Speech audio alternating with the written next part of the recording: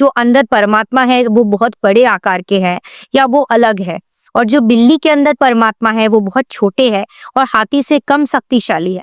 ऐसा तो नहीं जो ब्राह्मण के अंदर परमात्मा है या भगवान है वो बहुत उच्च कुल के है या बहुत ज्ञानी है, और जो नीच कुल में जन्मे व्यक्ति है उसके अंदर जो भगवान है वो बहुत नीचे माने गए हैं। ऐसा तो नहीं है, भगवान तो एक ही है।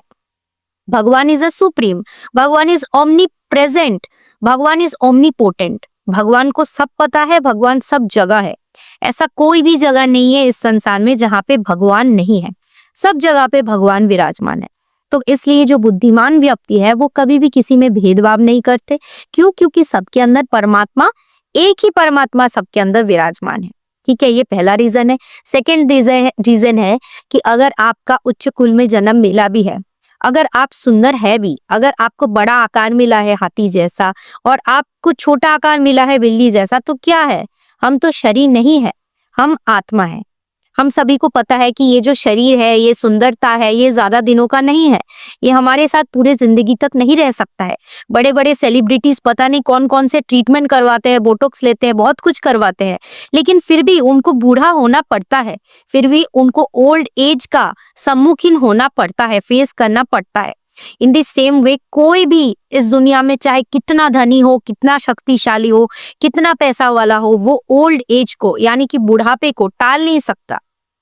अगर वो बहुत सालों तक जिंदा है, 80-70 साल तक, तो उसका बुढ़ापा आना उसके लिए होगा ही, वो आएगा ही। वो किसी को नहीं देखेगा कि किसके पास पैसा है, किसके पास ताकत है, वो सबके पास आएगा। इसलिए क्या इस रूप का अहंकार करना जो हमारे साथ रहने ही नहीं वाला, और मृत्यु के बाद तो ये हमारे साथ जाएगा भी नहीं। जाएगा क्या? आपका अच्छा कर्म, आपकी भक्ति जो आपको भगवान तक लेके जाएंगे। तो इस श्लोक में भगवान कह रहे हैं कि जो परम ज्ञानी व्यक्ति है वो कभी भी बहुत ज्यादा सुख जब उनको मिलता है, बहुत ज्यादा सुखी एक्साइटेड नहीं हो जाते। सपोज मुझे अभी कोई बहुत गुड न्यूज मिला है, बहुत मैंने कुछ अचीव किया है, तो मैं सुख में पागल हो गई, सुख में ऐसे कूद रही हूँ, उछल रही हूँ, मतलब मुझे खुद में होश नहीं है। और मुझे ऐसा कोई बुरा खबर मिला है या ऐसा कोई सैड न्यूज मिला है जिसको मैं हैंडल नहीं कर पा रही हूँ, जिसके लिए मैंने अपने आप को खत्म कर दिया या मैं भाग गई घर से, तो जो बुद्धिमान व्यक्ति है वो ना सुख में विचलित होता है ना दुख में विचलित होता है। वो होता है स्थिर बुद्धि, यानी कि बिल्कुल बैलेंस में रहता है। चाहे सुख आए चाहे दुख आए, वो जानता है ये तो आना ही है। आज अगर सुख है तो कल जिंदगी में दुख भी आएगा, आज अगर मेरी जिंदगी में दुख है तो कल सुख भी आएगा।